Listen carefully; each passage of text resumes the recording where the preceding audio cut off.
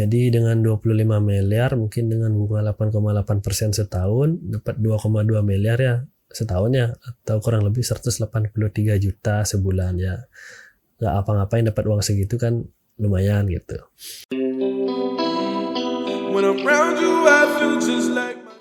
Selamat pagi, selamat siang, selamat sore, selamat malam.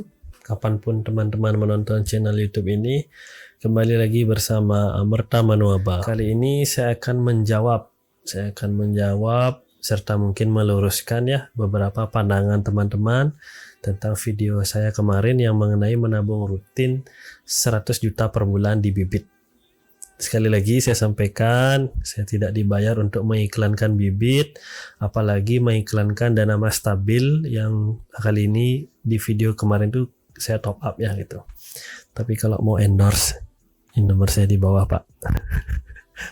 Jadi sekali lagi juga teman-teman saya ingatkan kembali, ini bukan video edukasi, saya tidak mengajarkan untuk membeli saham ataupun reksadana apapun. Ini murni hanya sharing dari saya, pendapat pribadi saya.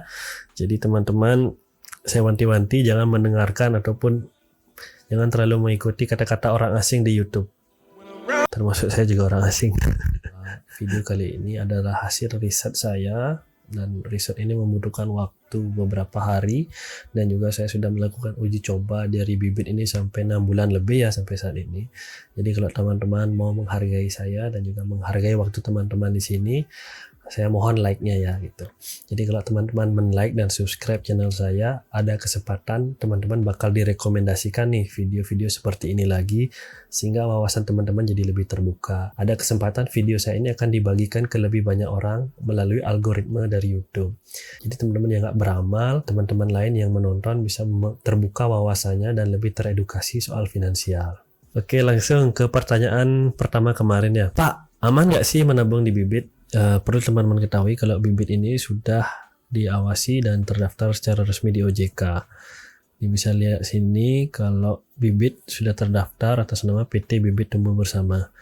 Perlu teman-teman ketahui juga kita harus berhati-hati karena kemarin bibit mengeluarkan beberapa statement resmi agar kita waspada terhadap PT-PT atau perusahaan-perusahaan yang menggunakan nama mirip-mirip dengan bibit seperti PT Saham Bibit Reksadana, PT Bibit Saham Reksadana, PT Bibit Tumbuh Bersama Reksadana. Ada-ada aja ya. Jadi teman-teman harus hati-hati, yang benar hanya PT Bibit Tumbuh Bersama dengan situs yaitu bibit.id.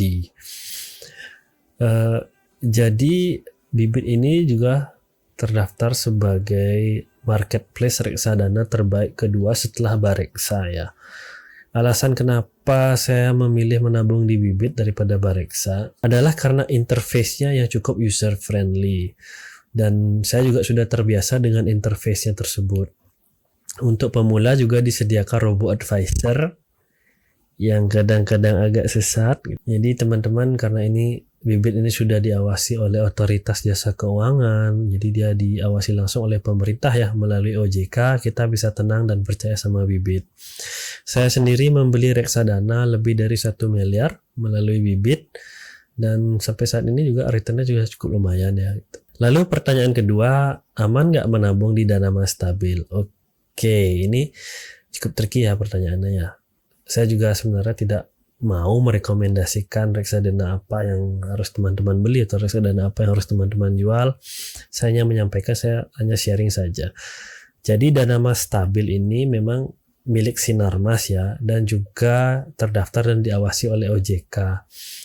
Walaupun pada tahun 2020 sempat terjadi ribut-ribut sedikit dengan bibit ya. Jadi saat itu ada nasabah bibit tidak bisa membeli reksadana dana mas stabil lagi gitu. Walaupun saat itu masih bisa withdraw atau narik uangnya bisa dijual, tapi menyebabkan banyak nasabah yang merasa takut sehingga akhirnya terjadi penarikan uang cukup besar dari dana mas stabil ini sehingga nilainya sempat anjlok gitu. Namun akhirnya dana mas stabil dengan bantuan dari Om Otman yang waktu itu menjadi kuasa hukumnya secara langsung mensomasi bibit, akhirnya masalah tersebut sudah clear dan sudah diluruskan gitu. Jadi 31 Mei 2020 itu cukup menghebohkan juga ya, saat Sinarmas versus bibit. Sampai Hotman Paris yang selaku kuasa hukum Sinarmas mensomasi bibit dan meminta untuk meluruskan permasalahan terkait dibekukannya reksadana milik Sinarmas tersebut gitu. Pada akhirnya Bibit dengan berbesar hati juga melakukan permintaan maaf kepada Sinarmas Asset Management, juga klarifikasi kepada investor serta berbagai pihak terkait. Jadi masalahnya saat itu sudah clear ya. Lalu kenapa saya juga senang menabung di dana mas stabil ini? Selain karena returnnya yang cukup tinggi 8,8%, juga resiko, alasan utamanya adalah resiko drawdown-nya yang cukup rendah. Jadi kalau dilihat di saat awal pandemi kemarin di bulan-bulan Maret 2020, semua gila-gilaan anjlok ya, apalagi reksadana saham cukup anjloknya parah banget gitu. Tapi dana mas stabil ini cenderung aman, sesuai dengan namanya ya, stabil di tengah badai gitu. Dan aset under management artinya dana kelola yang di bawah manajemen dana mas stabil ini mencapai 8,2 triliun ya. Ini cukup besar sekali, bahkan paling besar dibandingkan dengan reksadana lainnya gitu. Jadi ini secara tidak langsung juga menunjukkan kepercayaan publik kepada dana mas stabil ini yang cukup besar gitu.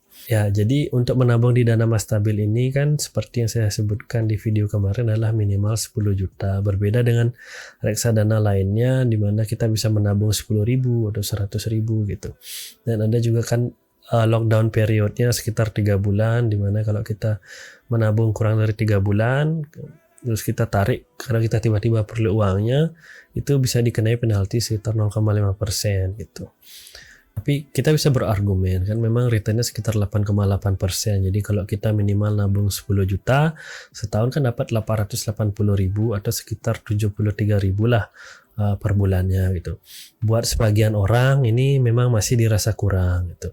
Tapi nabung di reksadana ini memang harus dilihat adalah compounding efeknya. Jadi kayak bola salju, hari ini kita menabung 10 juta, bulan depan kan 10 juta 73.000 nya juga mendapatkan bunga 8,8% lagi gitu.